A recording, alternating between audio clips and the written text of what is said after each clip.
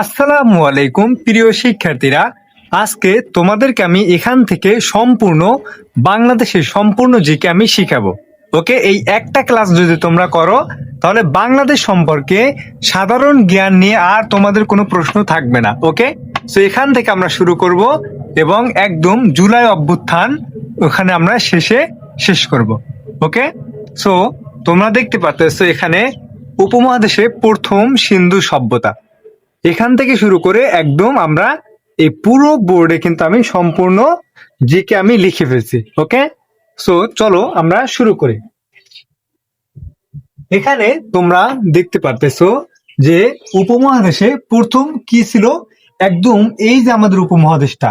হ্যাঁ, উপমহাদেশ কিন্তু তিনটা দেশ ছিল, ভারত, পাকিস্তান, বাংলাদেশ এবং মায়ানমার। এই চারটা দেশের অংশ, এই চারটা দেশ মিলেই কি আমাদের এই উপমহাদেশটা ছিল, ভারত উপমহাদেশ। ঠিক আছে, এবং এই চারটাকে একসাথে কি বলা হতো, ভারত উপমহাদেশ। ঠিক আছে, সো এই ভারত উপমহাদেশে সর্বপ্রথম ছিল সিন্ধু সভ্যতা, একদম প্রথমে। হ্যাঁ, এবং এই সিন্ধু সভ্যতা পাকিস্তানের একটা নদীর পাশে তোমার এই সভ্যতাটা গড়ে উঠেছিল। ওকে, তারপরে দেখো প্রথম আসে কারা, এই যে উপমহাদেশে প্রথম কারা আসে, প্রথম আসে দানিউস, এবং তিনি কি করে, সিন্ধু জয় করে। সিন্ধু সভ্যতার সিন্ধু নামে একটা জায়গা ছিল এবং ওখানে সিন্ধু জয় করে। তারপরে দেখো গ্রিক বীর আলেকজান্ডার আসে। আলেকজান্ডার কার পরে আসে, দানিউসের পরে কে আসে, গ্রিক বীর আলেকজান্ডার। আচ্ছা, আলেকজান্ডার পরে এই যে চন্দ্রগুপ্ত মৌর্য, ইনি কি করে, মগধের রাজা নন্দকে পরাজিত করে চন্দ্রগুপ্ত মৌর্য সাম্রাজ্য প্রতিষ্ঠা করে। তার মানে আলেকজান্ডার পরে আমাদের এই উপমহাদেশে কি আসে, মৌর্য বংশ। এই মৌর্য বংশ কে প্রতিষ্ঠা করে, মৌর্য বংশ প্রতিষ্ঠা করে আমাদের চন্দ্রগুপ্ত মৌর্য। ওকে, এই যে দেখতেছো চন্দ্রগুপ্ত মৌর্য। তারপর দেখো মৌর্য বংশের শাসক কে ছিল, অশোক। এই অশোক কলিঙ্গ যুদ্ধ করে, কি যুদ্ধ, কলিঙ্গ যুদ্ধ। ওকে, এই কলিঙ্গ যুদ্ধ নিয়ে একটা ঘটনা আছে যে এই কলিঙ্গ যুদ্ধটা এতটা ভয়াবহ ছিল যে ওই সময় কলিঙ্গ যুদ্ধের সময় এক সেনা যুদ্ধ অবস্থায় একটা লাশের স্তূপের ভিতরে আটকা পড়েছিল। যখন তিনি বের হয়ে কলিঙ্গর পাশে একটা কি ছিল, নদী ছিল, ওই নদীতে কি করবে, একটু পানি পান করবে। ঠিক আছে, তো উনি কি করলো, ওই লাশের স্তূপ থেকে বের হয়ে কোনো মতে নদীর পাশে আসলো যে একটু পানি পান করবে। কিন্তু যখন দেখলো যে আমি একটু পানি পান করব, নদীতে কি করলো, পানি এরকম হাতে নিল যে পানি আমি এখন খাবো। ঠিক তখনই উনি দেখতে পেলো যে যে এত বড় নদী পানি গেল কই, উনি বলতেছে আর কি যে এত বড় নদী পানি গেল কই। তখন বলতেছে যে সমস্ত পানি আজ কেন রাং, মানে লাল, সমস্ত পানি আজ কেন লাল। লাল কেন হয়েছিল, কারণ ওই যে কলিঙ্গ যুদ্ধে এত মানুষ হত্যা করা হয়েছে, ওই মানুষের রক্তের নদীর পানি একদম লাল হয়ে গেছে। তো এই কলিঙ্গ যুদ্ধের ভয়াবহতা দেখে কিন্তু আমাদের এই সম্রাট অশোক, মৌর্য বংশের শ্রেষ্ঠ শাসক অশোক, উনি বৌদ্ধ ধর্ম, কোন ধর্ম, বৌদ্ধ ধর্ম গ্রহণ করেছিল। এবং ওকে, এই অশোককে কি বলা হয়, এই অশোককে কনস্টাইনটাইন বলা হয়। কিসের, এই বৌদ্ধ ধর্মের কনস্টাইনটাইন বলা হয় কাকে, অশোককে। আচ্ছা, গুপ্ত, তারপরে এই যে মৌর্য বংশ শেষ হলো, তারপরে আসে কারা, গুপ্ত। হ্যাঁ, এই গুপ্তর প্রথম চন্দ্রগুপ্ত, এর নাম হচ্ছে প্রথম চন্দ্রগুপ্ত, আর এর প্রতিষ্ঠা হলো শুধু চন্দ্রগুপ্ত। ওকে, মানে মৌর্য বংশের প্রতিষ্ঠাতা কে, চন্দ্রগুপ্ত, আর গুপ্ত বংশের প্রতিষ্ঠাতা প্রথম চন্দ্রগুপ্ত। বুঝছো, দুজন কিন্তু আলাদা ব্যক্তি। এবং এই যে মৌর্য বংশ এবং গুপ্ত বংশ দুটারই রাজধানী ছিল তোমার পটালিপুত্র। ওকে, তারপর দেখি এখানে শ্রেষ্ঠ শাসক ছিল সমুদ্রগুপ্ত।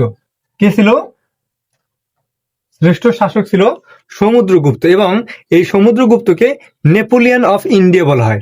সমুদ্রগুপ্তকে কি বলা হয়, নেপোলিয়ান অফ ইন্ডিয়া। আচ্ছা, এখানে এই যে মৌর্য বংশ, এই মৌর্য বংশের চন্দ্রগুপ্ত মৌর্যের একজন প্রধানমন্ত্রী ছিল, ওনার নাম ছিল চাণক্য। কি নাম ছিল ভাইয়ারা, চাণক্য। আচ্ছা, এই চাণক্যের একটা বই ছিল, ওই বইয়ের নাম ছিল অর্থশাস্ত্র। কি, অর্থশাস্ত্র। আচ্ছা, এই অর্থশাস্ত্রে 15টা খণ্ড ছিল। কতগুলো, 15টা খণ্ড ছিল। ওকে, সো এখানে দেখতে পারতেছো এই হলো মোটামুটি দুইটা আমরা বংশ পেলাম, একটা হলো মৌর্য আর একটা হলো গুপ্ত। এবং তোমার মৌর্য বংশের শ্রেষ্ঠ শাসক অশোক, আর গুপ্ত বংশের শ্রেষ্ঠ শাসক সমুদ্রগুপ্ত। সমুদ্রগুপ্তকে নেপোলিয়ান অফ ইন্ডিয়া, মানে ভারতের নেপোলিয়ান বলা হয় এই সমুদ্রগুপ্তকে। গুপ্ত বংশে একজন বিখ্যাত কবি ছিল, ওনার নাম ছিল কালিদাস। কি ছিল? কালিদাস। কালিদাস ছিল কার নাম? গুপ্ত বংশের একজন কবি নাম।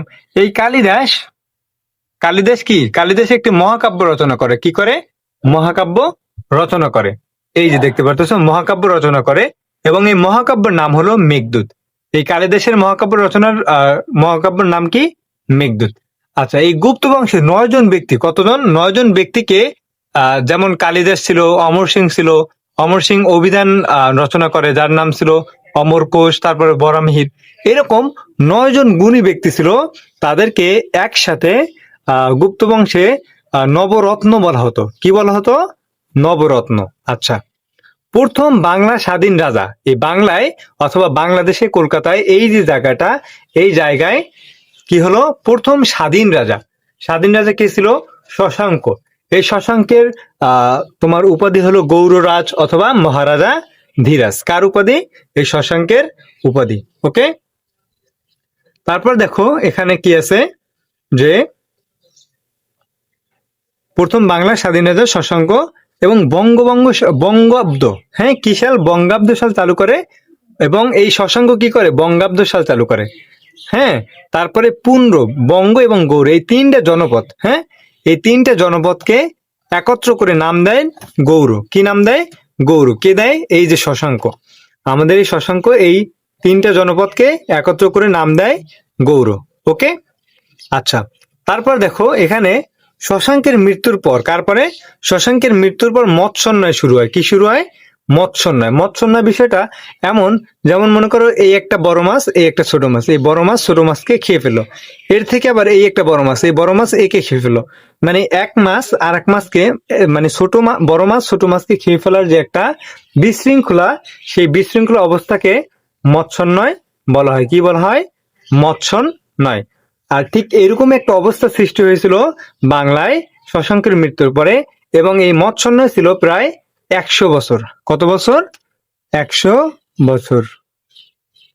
এই 100 বছর বাংলায় মৎস্যোন্নয় ছিল।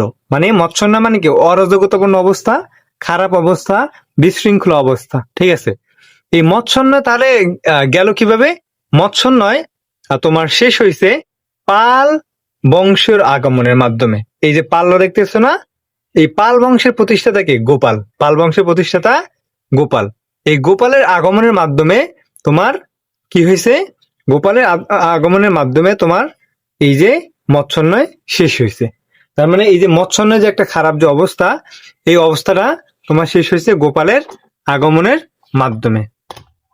ওকে, একটু আমরা দেখি। আচ্ছা, এখানে দেখতেছো যে পাল বংশ, গোপাল, এবং শ্রেষ্ঠ, এই যে গোপাল যে রাজবংশ, এখানে শ্রেষ্ঠ ছিল ধর্মপাল। কে ছিল? ধর্মপাল। এবং এই গোপাল রাজবংশ প্রায় 400 বছর, কত বছর? 400 বছর এই উপমহাদেশ শাসন করছে। এখানে তারপরে কি আছে? সেন। আচ্ছা, সেনরা আমরা শিখবো, সেনদের শিখবো, কিন্তু তার পূর্বে একটু বলে নিই যে ক্লাসটা কিন্তু একটু দীর্ঘ হবে, কারণ একদম কিন্তু আমরা এখানে পুরো ইতিহাস, তোমরা দেখতেছো, পুরো ইতিহাস কিন্তু আমরা এই ক্লাসের মাধ্যমে শেষ করব। ওকে, একদম A to Z। সো এই জন্য কিন্তু একটু সময় লাগবে। সো ধৈর্য ধরে যদি এই ক্লাসটা করতে পারো, তোমাদের ইতিহাস একদম শুরু থেকে শেষ, এখন 2026 পর্যন্ত যত কনফিউশন ছিল যে কোন ঘটনার পরে কোন ঘটনা ঘটছে, ব্রিটিশরা আগে আসছে নাকি মুঘল আগে আসছে, মুসলিম কখন আসলো, তারপরে গুপ্ত কখন আসলো, সবগুলো কিন্তু একদম ভালোভাবে বুঝতে পারবে। এই জন্য তোমাদেরকে অবশ্যই ধৈর্য ধরে ক্লাসটা করতে হবে। চলো আমরা এই সেন থেকে শুরু করি, তাই না? সেন বংশ, এই সেন বংশের প্রতিষ্ঠাতা লক্ষণ সেন। কে? লক্ষণ সেন। এবং তারপরে বল্লাল সেন ছিল। এই বল্লাল সেন কৌলিন্য প্রথা চালু করে। কি প্রথা চালু করে বললাম? কৌলিন্য প্রথা। এই কৌলিন্য প্রথা ছিল হিন্দুদের ভিতরে 4টি বংশ ছিল, যেমন ব্রাহ্মণ, তারপরে ক্ষত্রিয়, বৈশ্য, শূদ্র, এরকম 4টি তোমার ধর্ম এই বংশ ছিল। তাদের ভিতরে যে এক ধর্মের মেয়ে আর এক ধর্মে বিয়ে দেওয়া যাবে না, এক ধর্মের ছেলে আর এক ধর্মের মেয়েকে বিয়ে করতে পারবে না, সরি ধর্ম না, বংশ, এক বংশের মেয়ে অন্য বংশের মেয়ে, সাপোজ মনে করো ব্রাহ্মণের মেয়ে ক্ষত্রিয়রা বিয়ে করতে পারবে না, আবার ক্ষত্রিয়র পোলা ব্রাহ্মণের মেয়ে বিয়ে করতে পারবে না।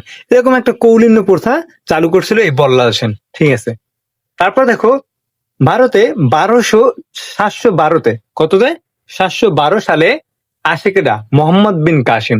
এই মোহাম্মদ বিন কাসিম আসার মাধ্যমে কিন্তু তোমাদের ইসলাম প্রচার শুরু হয়। দেখো ভারতে 712-তে ভারতবর্ষে আসে কে? মোহাম্মদ বিন কাসিম, এবং উনি সিন্ধু জয় করে। এবং ওই সময় সিন্ধুর রাজা কে ছিল বলতো? রাজা দাহির, তাই না? এই দাহিরকে তোমার কি করে? দাহিরকে তোমার পরাজিত করে এই কাসিম সিন্ধু জয় করে। এর আগেও কিন্তু উপরে সিন্ধু একজন জয় করছিল, কে বলতো? তোমার দাউস, হ্যাঁ তাই না? উপরে দেখাইছিলাম না যে একজন সিন্ধু জয় করছে? এই যে দেখো, প্রথম আসে দানিউস এবং সিন্ধু জয় করে। আর এখানে দেখো ঠিক এই 712-তে আসে মোহাম্মদ বিন কাসিম এবং সিন্ধু জয় করে। আচ্ছা, সুলতান মাহমুদ ইনিও একজন মুসলিম।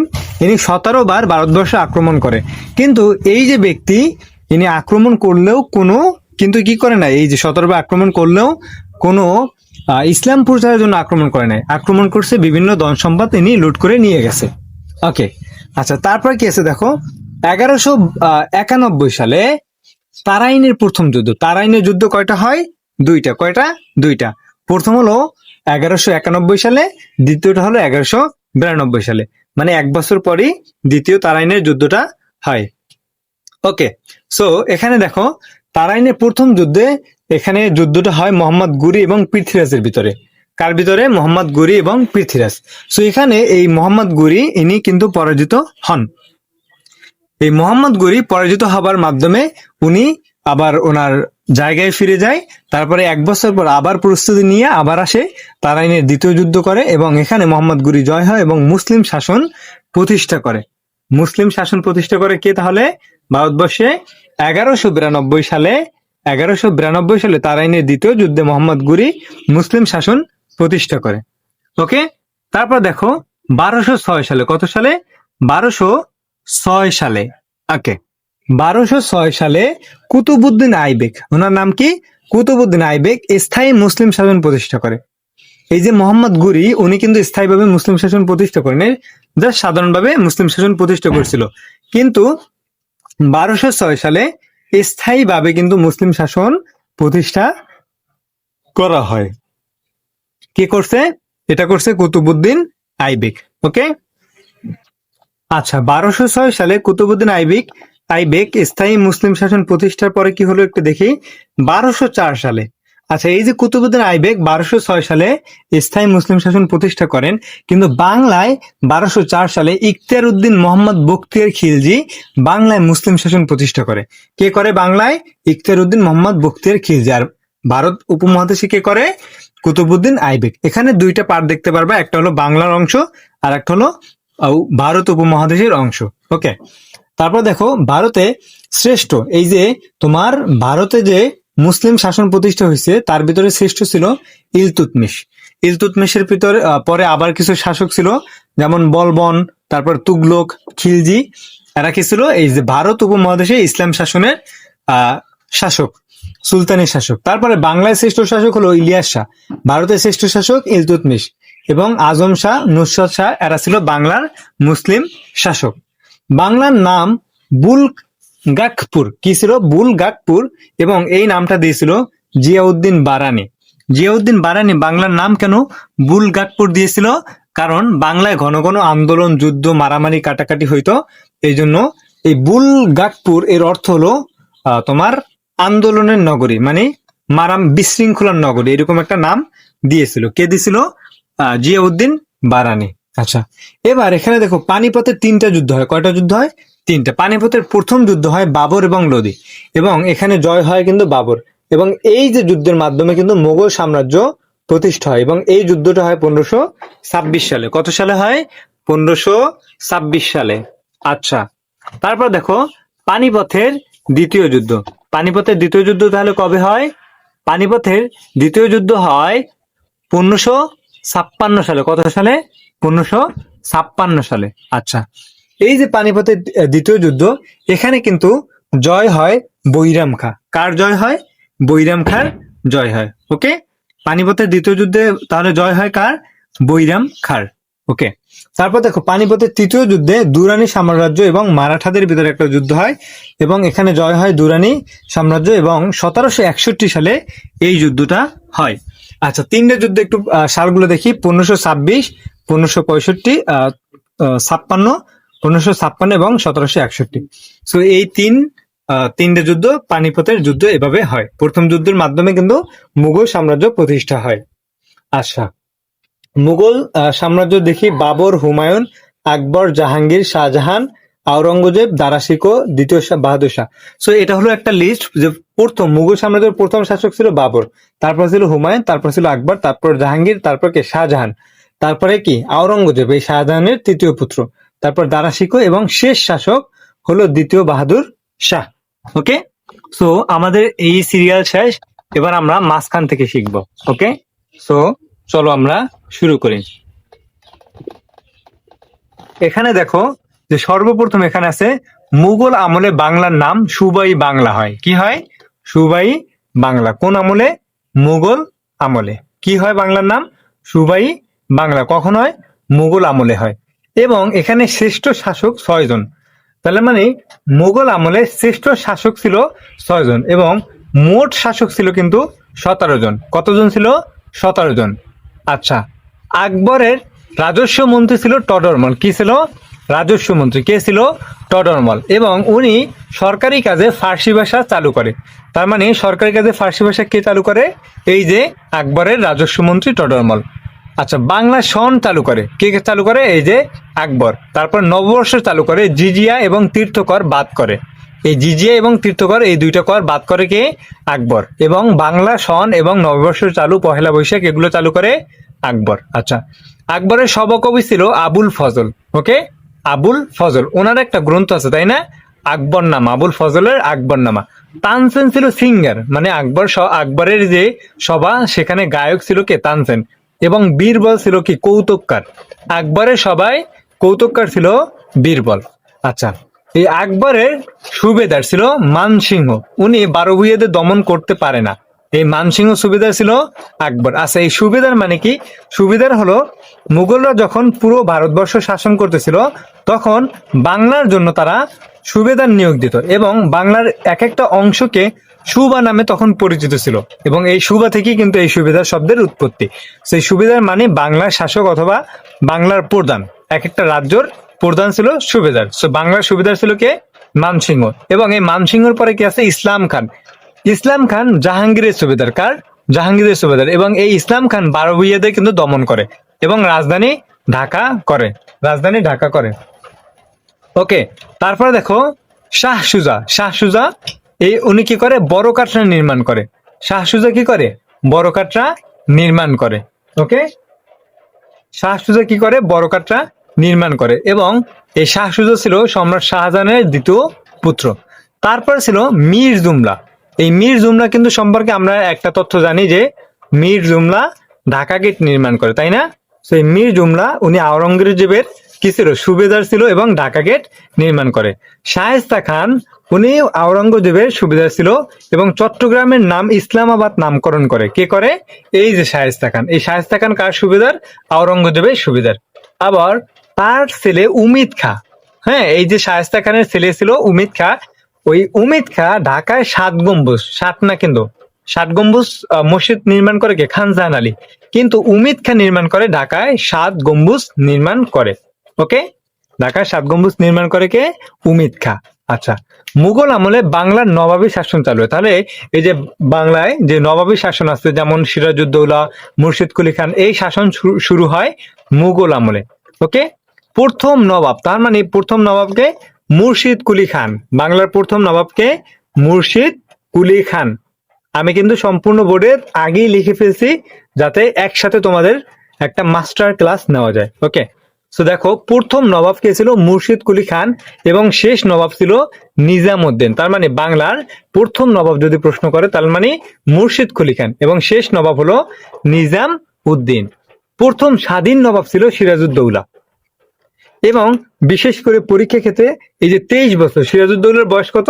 23। এই জিনিসটা কিন্তু বারবার আসে। ওকে, সিরাজউদ্দৌলার বয়স ছিল 23। 23 জুন 1757 সালে ভাগীরথী নদীর তীরে পলাশীর যুদ্ধ, আমবাগানে পলাশীর যুদ্ধ হয়, তাই না? কত? 23 জুন 1757 সালে। এবং এখানে তোমরা সবাই জানো যে পলাশীর যুদ্ধে সিরাজউদ্দৌলার যেমন খালা ঘসেটি বেগম, তারপরে মীর জাফর প্রধান সেনাপতি এবং রায়দুল্লভ, জগৎ শেঠ, এরকম অনেকেই কিন্তু সিরাজউদ্দৌলার সাথে কি করে, শত্রুতামি করে এবং ষড়যন্ত্র করার মাধ্যমে কিন্তু সিরাজউদ্দৌলাকে এই মাত্র 3000 ইংলিশ সৈন্য নিয়ে ইংরেজরা আমাদের এই সিরাজউদ্দৌলাকে হারিয়ে দেয়। এবং সিরাজউদ্দৌলার সৈন্য ছিল কিন্তু অনেক, প্রায় 40,000-এর উপরে।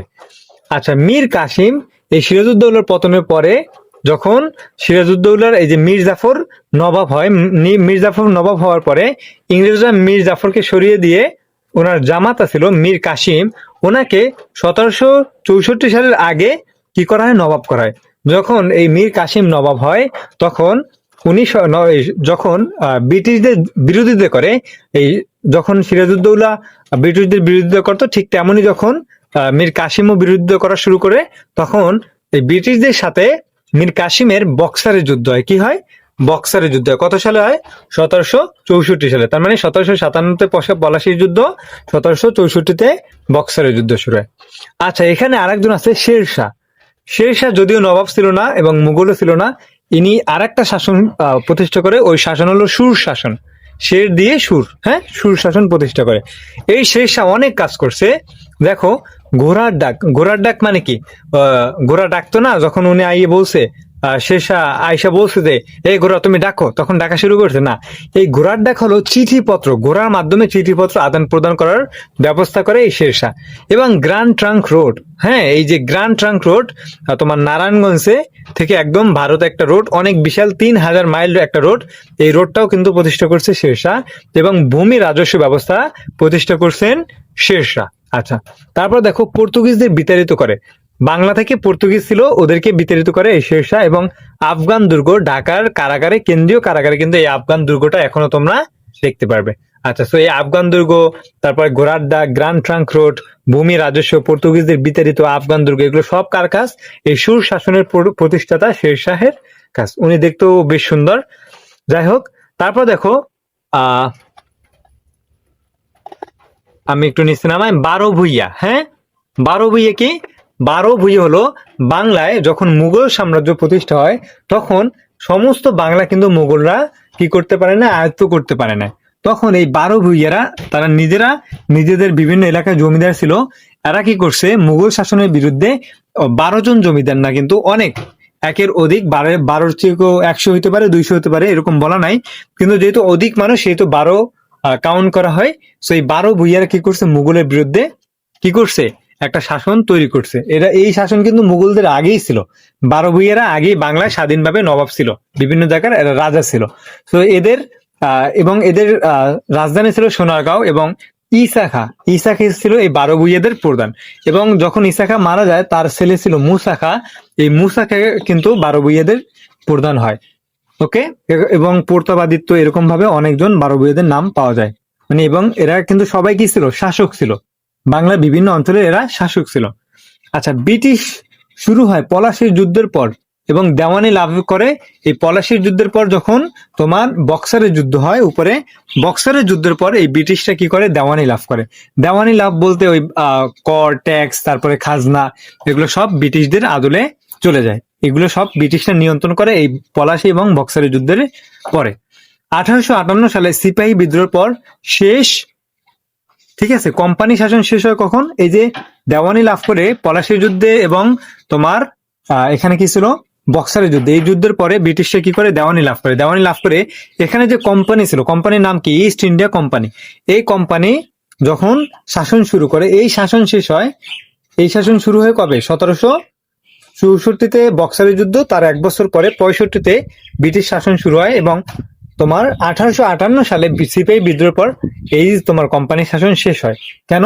তোমরা জানো যে বাহাদুর শাহ পার্কে গাছের সাথে সিপাহীদের মেরে ফাঁসি দিয়ে ঝুলিয়ে রাখা হয়েছিল। এই বর্বরতার কারণে রানী ভিক্টোরিয়া বলছিল যে না, এখন আর তোমার কোম্পানি শাসন হবে না, এখন আমি ডাইরেক্ট শাসন করবো ভারতবর্ষ। ঠিক আছে, তো তখন আমরা নাম করে দিলাম কি, ভিক্টোরিয়া পার্ক। আচ্ছা, তারপরে 1770 সালে ছিয়াত্তরের মনন্তর, হ্যাঁ, মানে একটা দুর্ভিক্ষ দেখা দেয়। এই দুর্ভিক্ষে 3 কোটি মানুষের ভিতর প্রায় 1 কোটি মারা যায়। তার মানে বোঝো 1/3 মানুষ কিন্তু এই 1770 সালে মারা যায়। এই মারা যায় কখন দেখো একটু, এখানে 1764-তে তোমার বক্সারের যুদ্ধে আমাদের বাঙালিদের পরাজিত করে ব্রিটিশরা শাসন গ্রহণ করার পরে 1770, তার মানে মাত্র 6 বছর পরে আমাদের কিন্তু দুর্ভিক্ষ দেখা দেয়। কেন? এই যে ব্রিটিশরা দেওয়ানি লাভ করার পরে আমাদের উপরে অতিরিক্ত কর, তারপর জুলুম শোষণ করতে থাকে। এই জন্য কি হয় যে আমাদের 76-এর মরন্তর দেখা যায়। এই মরন্তরে বা এই দুর্ভিক্ষের সময় প্রায় 1 কোটি মানুষ আমরা মারা যাই। আচ্ছা, ফকির সন্ন্যাসী বিদ্রোহ হয়, তারপরে অনেকগুলো বিদ্রোহ হয়। দেখো, ফকির সন্ন্যাসী, তিতুমির, বাঁশের কেল্লা, ফরেজি আন্দোলন, সাঁওতাল বিদ্রোহ, সিপাহী বিদ্রোহ, তারপরে কংগ্রেস প্রতিষ্ঠা হয় এবং নীল বিদ্রোহ হয়, স্বদেশী আন্দোলন হয়, তারপরে বঙ্গভঙ্গ, অনেকগুলো হয়। বঙ্গভঙ্গ রদ হয়, রাওলাট আইন পাশ হয়, জালিয়ানবাগ হত্যাকাণ্ড হয়। তারপরে আসো 1937 সালে সাধারণ নির্বাচন হয় এবং এখানে কংগ্রেস কিন্তু জয় হয়। 1940 সালে একে ফজলুল হক লাহোর প্রস্তাব দেন। কত সালে? 1940 সালে। আচ্ছা, এখানে একটু দেখো, আশা করি এখন তোমরা সবাই দেখতে পারতেছো, তাই না? তো এখানে দেখো যে 1937 সালে সাধারণ নির্বাচন হয় এবং এই সাধারণ নির্বাচনের পরে তোমার 1940 সালে একে ফজলুল হক লাহোর প্রস্তাব দেন। ওকে, এবং মুসলিমদের জন্য স্বায়ত্তশাসিত রাজ্য গঠনের প্রস্তাব দেন। এই লাহোর প্রস্তাবে বলা হয় যে সংখ্যাগরিষ্ঠ মুসলিমদের জন্য একাধিক বা একটি স্বায়ত্তশাসিত রাষ্ট্র গঠন করার প্রস্তাব। ওকে, আচ্ছা, তারপর দেখো 1947 সালে পাকিস্তান 14 আগস্ট এবং ইন্ডিয়া 15 আগস্ট কিন্তু স্বাধীন হয়। এই লাহোর প্রস্তাবের ভিত্তিতে এবং আলী জিন্নাহ দিয়েছিল দ্বিজাতি তত্ত্ব, এই দুইটার ভিত্তিতে 1947 সালে কিন্তু ব্রিটিশরা কি করে আমাদের স্বাধীন করে দেয়। এবং পাকিস্তান তোমার 15 আগস্ট এবং পাকিস্তান 14 আগস্ট, পাকিস্তান কত, এই যে 14A মানে 14 আগস্ট, এবং ইন্ডিয়া 15 আগস্ট কি হয়, স্বাধীন হয়ে যায়। ওকে, তো চলো এখন আমাদের শেষ পার্টটা একটু শিখি। ওকে, আই হোপ তোমরা সবাই দেখতে পারতেছো না? আচ্ছা, এখানে দেখো 1947 সালে 1 সেপ্টেম্বর এই যে স্বাধীন হইলো, হ্যাঁ স্বাধীন হইলো না, নিচে দেখলাম স্বাধীন হওয়ার পরে তমুদ্দুন মজলিস, এই তমুদ্দুন মজলিস একটা সাংস্কৃতিক প্রতিষ্ঠান। এইটা কিন্তু তোমার প্রথম 1947 সালে, কত সালে? 1947 সালে 1 সেপ্টেম্বর। কত তারিখ? 1947 সালে 1 সেপ্টেম্বর এই তমুদ্দুন মজলিস গঠিত হয় এবং এটা করে কে? আবুল কাসেম। কে করে এই তমুদ্দুন মজলিস? আবুল কাসেম। ওকে, তারপর দেখো 1948 সালে সর্বদলীয় রাষ্ট্রভাষা সংগ্রাম পরিষদ গঠিত হয়। কেন? এখানে যখন পাকিস্তান এবং ভারত দুইটা জাতি হয়ে যায় এবং আমরা এখন যারা বাংলাদেশি আছি তারা, তখন আমরা কিন্তু পূর্ববঙ্গ নামে পরিচিত। তখন আমাদের ভিতরে একটা ভাষা নিয়ে দ্বন্দ্ব দেখা দেয় যে আমরা কি উর্দুতে কথা বলবো অথবা আমাদের রাষ্ট্রভাষা কি হবে। যদিও এখানে 5-6% মানুষ বাংলা কথা বলতো এবং উর্দু ছিল 3%। সেখানে পাকিস্তানের আলী জিন্নাহ বলছিল যে উর্দুই হবে রাষ্ট্রভাষা এবং ঢাকা ইউনিভার্সিটিতে যে কার্জন হল দেখতে পারো, সেই কার্জন হলে উনি একটা সমাবর্তন অনুষ্ঠানে বলছিল only Urdu shall be the state language of Pakistan. এটা বলছিল এবং ছাত্ররা সাথে সাথে বলছিল নো নো নো। যাই হোক, সো এই জন্য কিন্তু ভাষা নিয়ে একটা দ্বন্দ্ব আমাদের এই যে স্বাধীন হবার পরেই, মানে ব্রিটিশদের কাছ থেকে স্বাধীন হবার পরেই ভাষা নিয়ে একটা দ্বন্দ্ব আমাদের ভিতরে থাকে। সো এখানে ডিউতে কি বলছে আলী জিন্নাহ? কার্জন হলে বলে Urdu and only Urdu shall be the state language of Pakistan. Okay, আচ্ছা, এবং এখানে আরেকটা জিনিস যে 1948-এ সর্বদলীয় রাষ্ট্রভাষা সংগ্রাম পরিষদ গঠিত হয় 11 মার্চ ভাষা দিবস। তার মানে 1952 সালে 21 ফেব্রুয়ারির পূর্বে 11ই মার্চ ভাষা দিবস পালন করা হয়েছে। ওকে, সো এখানে দেখো 1952-র 20 ফেব্রুয়ারি 144 দ্বারা জারি হয় এবং 21 ফেব্রুয়ারি ডিএমসি মানে ঢাকা মেডিকেল কলেজের সামনে গুলিতে সালাম, রফিক, জব্বার এরকম ভাবে অনেকজন মারা যায় এবং 17 জন কিন্তু সাথে সাথে আহত হয়। তারপর দেখো 1954-তে আর্টিকেল 214-এ সাংবিধানিক রাষ্ট্রভাষা বাংলা এবং উর্দু, এটা তোমার কি করা হয়, আর্টিকেলে মানে সংসদে বিল পাশ করা হয়। ওকে, এই যে মারা যাওয়ার পরে এই যে 52-তে এই ঘটনা ঘটে, তারপরে 1954 সালে আর্টিকেলে অথবা সংবিধানে বাংলাকে রাষ্ট্রভাষার মর্যাদা দেওয়া হয়। তারপরে 1953 সালে 8ই ডিসেম্বর যুক্ত ফ্রন্ট গঠিত হয়। এই যুক্ত ফ্রন্ট মানে তোমরা যারা বোঝো না, যেমন দেখো এই যে 2026 সালে যে নির্বাচনটা হলো, এখানে কিন্তু তোমার এনসিপি এবং জামায়াত কিন্তু একটা জোট গঠন করে নির্বাচন করছে। ঠিক এরকম যুক্ত ফ্রন্টে 4টা দল, কয়টা দল? 4টা দল তোমার একসাথে হয়ে নির্বাচন করে কত সালে? 1954 সালে। এবং এই দলটা গঠিত হয় 1953 সালে। 53 সালে গঠিত হয় এবং নির্বাচন করে 1954 সালে। এবং নির্বাচন 1954 সালে 10ই মার্চ, এবং উইন হয় 236টা আসনে। 309টা আসনের ভিতরে কিন্তু 236টা আসনে এই যুক্ত ফ্রন্ট তোমার জয়লাভ করে। তারপরে এই 4টি দল হলো কি, দেখো একটু, 4টি দল হলো হাফ আস। এই হাফ আস দিয়ে তোমরা মনে রাখতে পারো, যেমন আওয়ামী লীগ ছিল, হ্যাঁ, আওয়ামী মুসলিম লীগ, এটার প্রতিষ্ঠাতা ছিল মাওলানা আব্দুল হামিদ খান, হাফ থেকে হামিদ খান ভাসানী। তারপর কৃষক শ্রমিক পার্টি, এটার প্রতিষ্ঠাতা ছিল একে ফজলুল হক, এই ফদিয়া ফজলুল হক।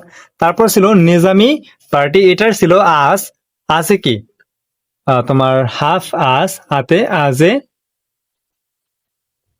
তো এখানে এই যে সরেয়া আস, এই আতে ছিল নিজামী, এটার প্রতিষ্ঠাতা ছিল আতাহের আলী। এবং তারপর গণতান্ত্রিক দল, এটা ছিল জ, মানে জতে কি ছিল বলতো? জতে ছিল হাজী মোহাম্মদ দানেশ, হ্যাঁ, হাজী মোহাম্মদ দানেশ। তো এই যে 4জন ব্যক্তির কথা বললাম, হাফাজ, এই মাওলানা আব্দুল হামিদ খান ভাসানী, ফজলুল হক, আতাহার আলী এবং হাজী মোহাম্মদ দানেশ, এই 4জন মানুষ, এই 4টা দল, আওয়ামী মুসলিম লীগ, কৃষক শ্রমিক পার্টি এবং নিজাম ইসলামী গণতন্ত্রী, এই 4টা দল কিন্তু কি করে? তৈরি করে। ওকে। এবং এই 4টা দল মনে রাখার জন্য এখানে আমি দিছি আকিনেক। আকিতে তোমার, সরেয়ায় তোমার আওয়ামী লীগ, এবং কিতে তোমার কৃষক, এবং নেতে নিজাম ইসলামী, এবং গতে গণতন্ত্র। এভাবে তোমরা মনে রাখতে পারো। এটা জাস্ট আমার টেকনিক, তোমরা চাইলে তোমাদের নিজের মতো করে তৈরি করতে পারো। আচ্ছা, এই যে তোমার যুক্ত ফ্রন্ট হলো, এই যুক্ত ফ্রন্টে কিন্তু তোমার এই দল কি দেখলাম আমরা, 236টা আসন পেয়ে কিন্তু জয়লাভ করে। জয়লাভ করার পরে কিন্তু মুখ্যমন্ত্রী হয় কে? একে ফজলুল হক। এই যে একে ফজলুল হক, উনি ছিল কি কৃষক শ্রমিক পার্টির নেতা। উনি কিন্তু বাংলার প্রথম মুখ্যমন্ত্রী হন। এবং শেখ মুজিব ছিল, উনি ছিল কৃষি এবং সমবায় মন্ত্রী। কৃষি এবং সমবায় মন্ত্রী ছিল এই যে শেখ মুজিব। এবং আদমজি জুট মিল ছিল, যেটা নারায়ণগঞ্জে একটা আদমজি জুট মিল আছে, এখন বন্ধ। তো ওই জুট মিলে কি করছে? একটা দাঙ্গা বাঁধাইছে তোমার পাকিস্তানের সরকার। এবং এই যে দাঙ্গা, এই যে তোমার ঝামেলা হয়েছে, এই ঝামেলার দায় এই যে যুক্তফ্রন্ট সরকারের উপরে দিয়ে এই সরকার ভেঙে দেওয়া হয়। মাত্র 56 মানে 56 দিনের মাথায় কিন্তু এই সরকার ভেঙে দেওয়া হয়। ওকে। আচ্ছা, তারপরে আসো, এখন আমরা একটু নিচে আসি। 1966 সালে কি হয়? 1966-তে লাহোরে শেখ মুজিব 6 দফা, কয় দফা? 6 দফা প্রকাশ করে। এই 6 দফা মনে করার জন্য তোমরা শাকের মুদ্রায় কর, তারপর বিদেশের অঞ্চল দর, এইটা দিয়ে তোমরা 6 দফা কি কি ছিল মনে রাখতে পারো। ওকে, শাকের মুদ্রায় কর, বিদেশের অঞ্চল দর। তো এখানে 6 দফায় এই 7টা হলো, এই 6টা দফা হলো। এখানে প্রথম দফা হলো শাকের মুদ্রা, হ্যাঁ, শাকের মুদ্রা, তো শাক দিয়ে শাসনতান্ত্রিক কাঠামো। 2 নম্বর দফা আছে কি? শাকের ক, হ্যাঁ, কি ছিল? ক, এই যে ক দিয়ে হলো কেন্দ্রীয় সরকারের ক্ষমতা। তারপরে মুদ্রায়, শাকের মুদ্রায়, তাই না, শাকের মুদ্রায়, তো মুদ্রা দিয়ে মুদ্রার সংক্রান্ত ক্ষমতা, মুদ্রা দিয়ে কি? মুদ্রা সংক্রান্ত ক্ষমতা। এবং শাকের মুদ্রায় কর দিয়ে ট্যাক্স বা কর সংক্রান্ত ক্ষমতা। এবং বিদেশের অঞ্চল দর, বিদেশ মানে কি? বিদেশি বাণিজ্য সংক্রান্ত ক্ষমতা দিতে হবে। এবং অঞ্চল দিয়ে মনে রাখতে হবে যে আঞ্চলিক বাহিনী গঠন সংক্রান্ত দফা। এরকম 6টি দফা প্রদান করা হয় 1966 সালে। এই জন্য এই 6 দফাকে কিন্তু ম্যাগনা কার্টা, বাঙালির ম্যাগনা কার্ট অথবা বাঙালির বাঁচার দাবি অথবা আমাদের বাঁচার দাবি বলা হয় এই 6 দফাকে। ওকে। 7 জুন মনু মিয়া শহীদ হন, এবং এই 7 জুনও কিন্তু 6 দফা দিবস আমরা পালন করি। এই 6 দফার জন্য 7 জুন মনু মিয়া শহীদ হন। আচ্ছা, তারপর দেখো 1968 সালে, তাই না, 67 পরে 68 আগরতলা মামলা করা হয়। এই আগরতলা হলো ত্রিপুরা, হ্যাঁ, কোথায়? বাংলাদেশের পাশে একটা ছোট তোমার ভারতের একটা রাজ্য আছে, ও রাজ্যের নাম হলো তোমার ত্রিপুরা। এই ত্রিপুরার রাজধানীর নাম হলো আগরতলা। এখানে তোমরা যদি একটু দেখো যে এই যে বাংলাদেশ, এই বাংলাদেশের এখানে এই জায়গাটা হলো ত্রিপুরা, এই জায়গাটার নাম ত্রিপুরা, এই জায়গাটার এখানে রাজধানীর নাম হলো আগরতলা। তো পাকিস্তানের সরকার ক্লেম করে যে শেখ মুজিব নাকি এই আগরতলায় গিয়ে দেশ ভাগ করার একটা চক্রান্ত করছে। এইটা কারা করে? পাকিস্তানের সরকার একটা দেশদ্রোহের মামলা দেন, আগরতলা মামলা, এবং এই মামলায় কে দেন? আইয়ুব খান দেন। এবং এই মামলায় আসামি ছিল 35 জন। প্রথম আসামি শেখ মুজিব এবং দ্বিতীয় ছিল মুয়াজ্জেম। এই মুয়াজ্জেম ছিল নৌবাহিনীর অনেক বড় একজন কর্মকর্তা। এরকম অভিযোগ করা হয় যে এরা ওই আগরতলায় গিয়ে, ওইখানে আগরতলায় গিয়ে তারপরে তোমার কি করছে, ত্রিপুরার আগরতলায় গিয়ে একটা ষড়যন্ত্র করছে দেশ ভাগের জন্য। তো এরকম একটা ঈদে, এবং তোমরা জানো যে 1962-তে কিন্তু পাকিস্তান এবং ভারতে একটা যুদ্ধ হয়, তাই না? ওকে, সো দেখো তারপরে কি আছে, আমরা এখান কতটুকু পড়লাম? জহুরুল হক হত্যা, আগরতলা মামলা। তারপর 1969 সালে 20 জানুয়ারি আসাদ, হ্যাঁ, আসাদের বুকে কি লেখা ছিল? গণতন্ত্র মুক্তি পাক, স্বৈরাচার নিপাত যাক। কার বুকে লেখা ছিল? এই যে আসাদ, হ্যাঁ, আসাদ। আসাদ শহীদ দিবস কবে? 20 জানুয়ারি। এই দিবস কিন্তু আসাদ দিবস পালন করা হয়। এবং 18ই ফেব্রুয়ারি রাজশাহী ইউনিভার্সিটির তোমার টিচার শামসুজ্জোহা, হ্যাঁ, ডক্টর শামসুজ্জোহাকে হত্যা করা হয়। এবং 15ই ফেব্রুয়ারি জহিরুল হক, এই জহিরুল হলো কি 17 নম্বর আসামি কিসের? আগরতলা মামলার, ওনাকে হত্যা করা হয়। ওকে, তারপরে ফলে এই যে তোমার এই যে হত্যাগুলো হয়, এই হত্যাগুলোর ফলে তোমরা বাঙালিরা একটা গণ অভ্যুত্থান গড়ে তোলেন, বিভিন্ন জায়গায় মিটিং এবং হরতাল ডাকে। তার মাধ্যমে আগরতলা মামলা কি করা হয়? প্রত্যাহার করা হয় এবং আইয়ুব খানের পতন ঘটে। কিসের মাধ্যমে? এই যে হত্যাগুলো হয় এবং বাঙালিরা যখন জেগে ওঠে। ওকে, তারপরে কি আছে? 25শে মার্চ। 7ই মার্চে একটু দেখি। 7ই মার্চ 1971 সালে রেসকোর্স ময়দানে, বর্তমানে যেটা সোহরাওয়ার্দী উদ্যান, 1 মিলিয়ন মানে 10 লক্ষ মানুষ ছিল। এবং মেমোরি অফ দ্য ওয়ার্ল্ড, এই যে 7ই মার্চের যে ভাষণ, 18 মিনিট, এই জায়গায় দেখো 18 সো এই 18 মিনিট এই ভাষণটা ছিল, শেখ মুজিব দিয়েছিল। এবং এখানে প্রায় 1 মিলিয়ন মানুষ মানে 10 লক্ষ, এবং এটাকে UNESCO memory of the world হিসাবে বিশ্ব ঐতিহ্য ঘোষণা করেছে। আচ্ছা, তারপর দেখো 26শে মার্চ মানে 25শে মার্চ অপারেশন সার্চলাইট, তাই না? 25শে মার্চ বাংলাদেশের বাঙালিদের উপরে তোমাদের ইয়াহিয়া খানের আদেশে টিক্কা খান, রাও ফরমান আলী, এরা কি করে? অপারেশন সার্চলাইট চালায়। এবং এখানে প্রায় 7 থেকে 10,000 মানুষ কিন্তু হত্যা করা হয়, বুঝছো? এই যে 25শে মার্চ, এই 25শে মার্চ এই গণহত্যার পরে কিন্তু 25শে মার্চ রাতের পরে মানে পরের দিন সকালে 26শে মার্চ শুরুর দিকেই শেখ মুজিবকে যখন অ্যারেস্ট করবে, ঠিক তার কিছু মুহূর্ত আগে শেখ মুজিব কিন্তু স্বাধীনতার ঘোষণা দেয় 26শে মার্চ। এই জন্য কিন্তু আমরা স্বাধীনতা দিবস 26শে মার্চ পালন করি, বুঝছো? স্বাধীনতা ঘোষণা দেয়, শেখ মুজিব গ্রেফতার, এবং ঢাকাতে প্রথমে ওনাকে ঢাকা ক্যান্টনমেন্টে নেওয়া হয় এবং সেখান থেকে করাচিতে নিয়ে যাওয়া হয় শেখ মুজিবকে।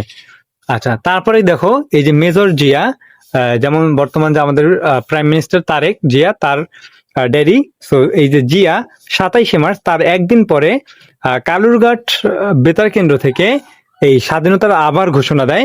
এবং উনি কিন্তু বীর উত্তম, মেজর জিয়া কিন্তু বীর উত্তম, এবং উনি আরো জেড ফোর্সের তোমার প্রধান ছিল।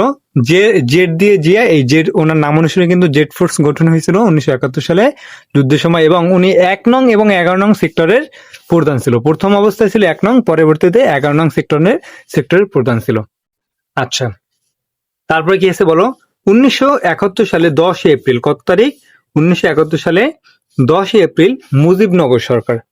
10 এপ্রিল মুজিবনগর সরকার মানে বলতে মনে করো এইটা একটা দেশ, আমরা চাইতেছি বাংলাদেশে একটা আলাদা দেশ হবে। তো আমাদের অবশ্যই কি করতে হবে? আমাদের অবশ্যই নিজস্ব একটা কি লাগবে? সরকার লাগবে। এই সরকার গঠন হয় 1971 সালের 10 এপ্রিল। এবং এই মুজিবনগর সরকার গঠন হয় মেহেরপুরের বৈদ্যনাথ একটা জেলায়, মেহেরপুর জেলায় বৈদ্যনাথ থানায়, এবং বৈদ্যনাথ কি বলে এটাকে, বৈদ্যনাথ থানায় আমবাগানে এটা তোমার এই যে মুজিবনগর সরকার গঠিত হয়। ওকে, এবং এই যে মুজিবনগর সরকার ছিল, এখানে প্রধানমন্ত্রী প্রেসিডেন্ট মানে রাষ্ট্রপতি ছিল শেখ মুজিব, এবং পিএম প্রধানমন্ত্রী ছিল তাজউদ্দিন আহমেদ, এবং পররাষ্ট্র ছিল এই মোস্তাক। এই মোস্তাক কিন্তু পরে এসে কিন্তু আবার এই শেখ মুজিবকে হত্যা করে। ওকে, সো এই মোস্তাক ছিল পররাষ্ট্র মন্ত্রী, এবং ইউসুফ নামে একজন ব্যক্তি ছিল, উনি ওই জায়গার আওয়ামী লীগের সভাপতি ছিল। উনি কিন্তু এই শপথ বাক্য পাঠ করান, এবং এই যে অনুষ্ঠানটা পরিচালনা করে মান্নান। ওকে, আমি কিন্তু কন্টিনিউয়াসলি তোমাদের এই সম্পূর্ণ বোর্ডটা পড়াইতেছি, এই জন্য হয়তো মাঝে মাঝে একটু বেজে যাচ্ছে। যাই হোক, 14ই ডিসেম্বর কি হয় একটু দেখো। 14ই ডিসেম্বর বুদ্ধিজীবী হত্যা। এই যে 10 এপ্রিল গঠিত হলো, তারপর 14ই ডিসেম্বর বুদ্ধিজীবী হত্যা হয়, এবং এটা রায়ের বাজারে হয়। রাও ফরমান আলী কিন্তু এই হত্যাটা করে। উনি কিন্তু এই যে অপারেশন সার্চলাইট এই রায় ফরমান আলী চালিয়েছে। এবং জিসি দেবকে হত্যা করা হয়, শহীদুল্লাহ কায়সারকে হত্যা করা হয়, মুনির চৌধুরী তোমরা সবাই চেনো, সেলিনা পারভিন একজন সাংবাদিক, ওনাকে হত্যা করা হয়, এবং আলতাফ মাহমুদ এই যে বিভিন্ন গান, হ্যাঁ, আমাদের যে দেশাত্মবোধক গান, এই গানগুলো কিন্তু অনেকগুলো গানই আলতাফ মাহমুদ রচনা করছেন। তো এনাকেও হত্যা করা হয় এই 14ই ডিসেম্বর, বুদ্ধিজীবী হত্যা হিসেবে আমরা চিনে থাকি, তাই না? 16ই ডিসেম্বর, দীর্ঘ 9 মাস যুদ্ধ করার পরে এবং 3 মিলিয়ন মানে 30 লক্ষ মানুষ হত্যার পরে আমরা কিন্তু বিজয় দিবস, এবং এই 16ই ডিসেম্বর আমরা বিজয় দিবস পালন করি এবং আমরা বিজয় পাই। ওকে, এবং এই দিনই তোমার 93,000 পাকিস্তানি আর্মি কিন্তু আত্মসমর্পণ করে ঢাকার রেসকোর্স ময়দানে। ওকে, এই যে 16ই ডিসেম্বর, এই জন্য এই 16ই ডিসেম্বর হলো বিজয় দিবস, এবং এই 26শে মার্চ হলো কি স্বাধীনতা দিবস। এটা তো কিন্তু তোমরা অনেকেই আউলেই ফেলো।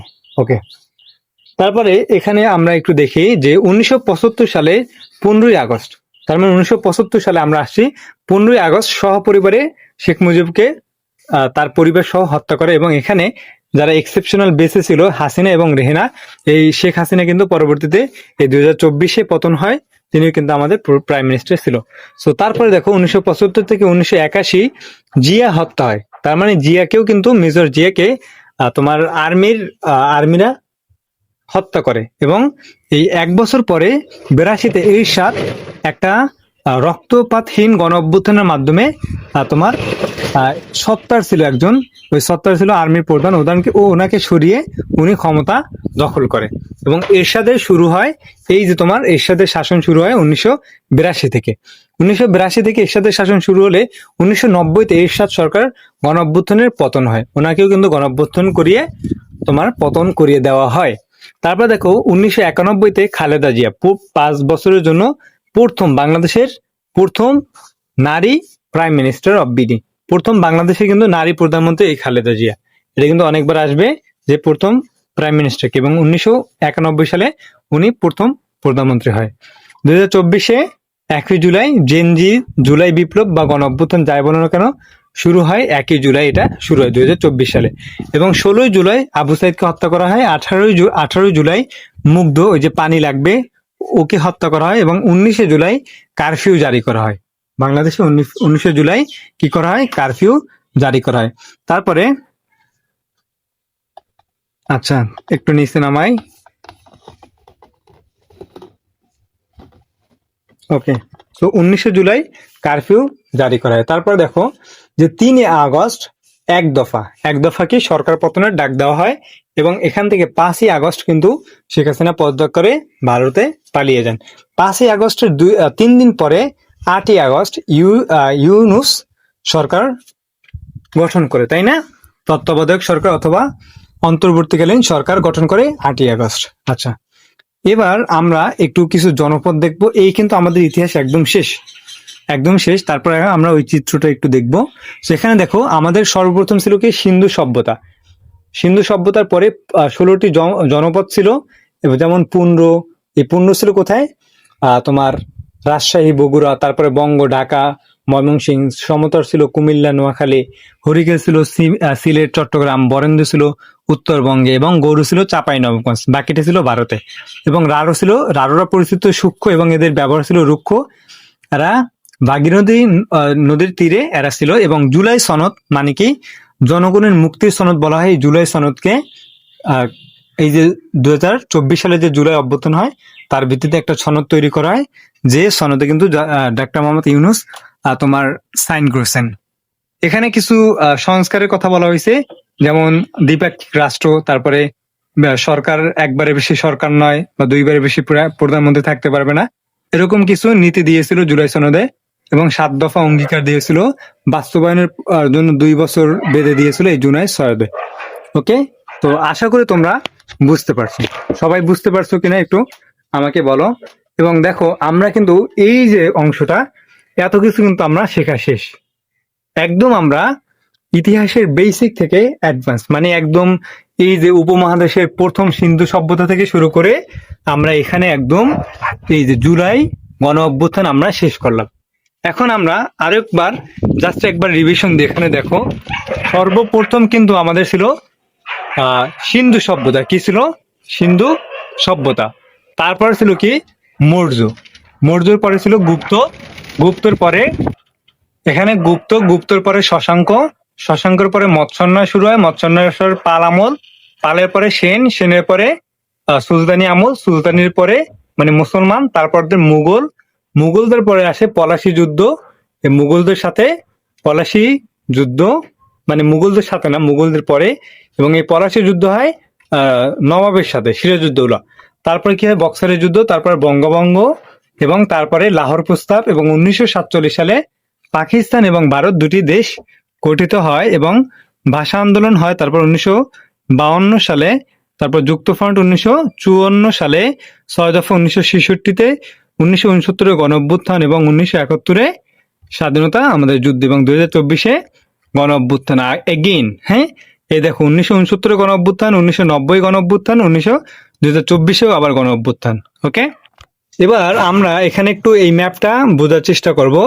এখানে দেখো বাংলাদেশের অবস্থান আমি 26 ডিগ্রি 38 মিনিট, এখানে আবার নিচেও আমি অবস্থানটা দিচ্ছি। এটা আমরা শিখবো না।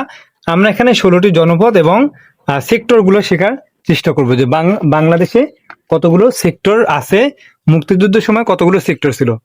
সো সেক্টর ছিল মূলত 11টি, কিন্তু সাব সেক্টর ছিল 64টি। 1 নম্বর সেক্টর ছিল এখানে, তার মানে চট্টগ্রাম অঞ্চলে, যেমন রাঙ্গামাটি, খাগড়াছড়ি, এই অঞ্চলগুলোতে 1 নম্বর সেক্টর ছিল এবং এখানে বাস করতো হরিকেল। ওকে, 2 নম্বর সেক্টর ছিল এখানে ঢাকার কিছু অংশ নিয়ে 2 নম্বর সেক্টর ছিল। এখানে কি ছিল? কুমিল্লা, নোয়াখালী, এবং এখানে বাস করতো সমতট, ওই যে প্রাচীন যুগে। মানে সেক্টর আর জনপদ একসাথে আমরা শেখার চেষ্টা করতেছি। তারপর ছিল হরিকেল। হরিকেল এখানেও ছিল এবং এখানেও ছিল। সিলেটেও হরিকেল ছিল এবং সিলেটে এখানে ছিল 4 নম্বর সেক্টর এবং এখানে ছিল 5 নং। তারপরে এই যে উপরে একদম পঞ্চগড়, ব্রাহ্মণবাড়িয়া, ঠাকুরগাঁও, এখানে ছিল 6 নং সেক্টর। ওকে, এবং এই উপরে পঞ্চগড়, এখানে 15 বা মহাস্থানগড়, এখানে 15 বাস করত জনপদ। তারপর এখানে উত্তর অঞ্চল, এখানে বরেন্দ্র বাস করত এবং চাঁপাইনবাবগঞ্জে গৌর বাস করত। আচ্ছা, তারপরে এখানে কিন্তু ছিল 8 নম্বর সেক্টর কুষ্টিয়া, এখানে ছিল 8 নম্বর সেক্টর এবং এই যে এখানে ছিল 9 নম্বর সেক্টর, এই যে বরিশাল নিয়ে 9 নম্বর সেক্টর। আর এই যে বৃহত্তম অঞ্চলটা, এটা হলো বঙ্গ এবং এখানে 3 নং সেক্টর ছিল। আর 10 নং সেক্টর ছিল বঙ্গোপসাগরে, এই যে বঙ্গোপসাগর, এখানে ছিল 10 নং সেক্টর। 11 নং সেক্টর ছিল ময়মনসিংহ। ওকে, এবং এই ময়মনসিংহ কি ছিল? তোমার বঙ্গ জনপদের অন্তর্ভুক্ত। সো আশা করি তোমরা সবাই বুঝতে পারছো। জাস্ট আমি আমার পরীক্ষার জন্য এই নোটগুলো তৈরি করছিলাম, সো ভাবলাম যে তোমাদের সাথে শেয়ার করি। একদম ইতিহাসের শুরু থেকে যদি শেষ পর্যন্ত একদম বেসিক জিনিসগুলো বুঝতে পারো, এই জিনিসগুলো যদি তোমরা আয়ত্ত রাখতে পারো, আশা করি যে কোনো পরীক্ষা, চাকরি পরীক্ষা অথবা তোমরা অনেকটা কমন আনতে পারবে। ওকে, সো সবাইকে অসংখ্য ধন্যবাদ ভিডিওটি দেখার জন্য। Thank you so much. তুমি এরকম ভিডিও চাইলে বা নেক্সট পার্ট চাইলে কিন্তু জানাতে পারো, বা এই যে আমি বিভিন্ন জিনিস নিয়ে আলোচনা করলাম, এদের ভিতরে কোনো পার্ট নিয়ে যদি তুমি জানতে চাও যে এইটা নিয়ে একটু আলোচনা করেন, তাহলে আমি সেটাও করতে পারি। Okay, so thank you so much for watching this video.